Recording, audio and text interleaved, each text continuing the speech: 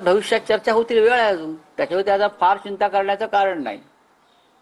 ठाकरे कुटुंबियांच्या गाडीत सिंधुदुर्गात कोणी पेट्रोल भरत नव्हतं, राहायला जागा देत नव्हतं, एवढ्या दराला नारायणचा होता.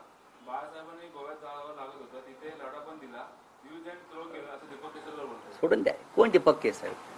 10 पक्ष फिरून आलेला हा माणूस, त्याला उद्धव साहेबांनी मंत्री केलं, बरं का?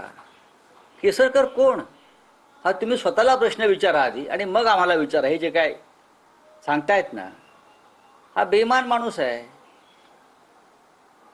ते सावंतवाडीमध्ये एक मोती तलाव आहे, त्या मोती तलावाच्या आसपास असे अनेक कावळे फडफडत असतात, त्यातला तो एक कावळा आहे मोती तलावावरचा.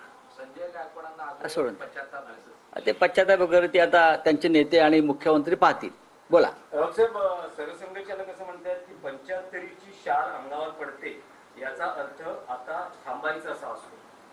त्यांचे अनेक म्हणजे या विधानाचे तुम्हाला आठवत असेल, विराट कोहलीने म्हटलं आहे की दाढीतले केस 2-4 केस पिकले तेव्हा मला कळलं की आता थांबायची वेळ आली, निवृत्तीची वेळ आली.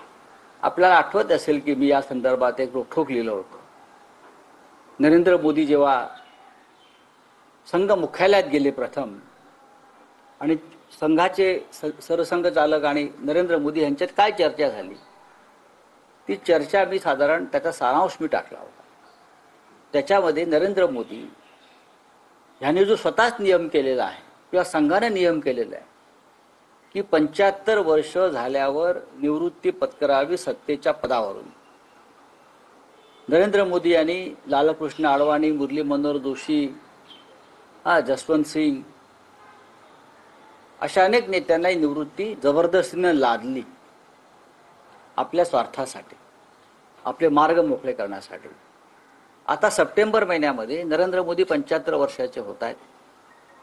त्यांची दाढी पिकलेल्या आहेत, त्यांच्या डोक्यावरची केस उडालेले आहेत, जगभ्रमण करून झालेलं आहे, सर्व सुख भोगलेली आहे सत्तेची.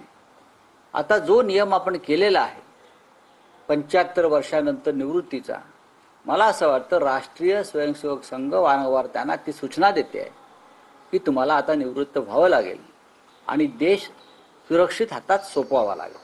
नाही पण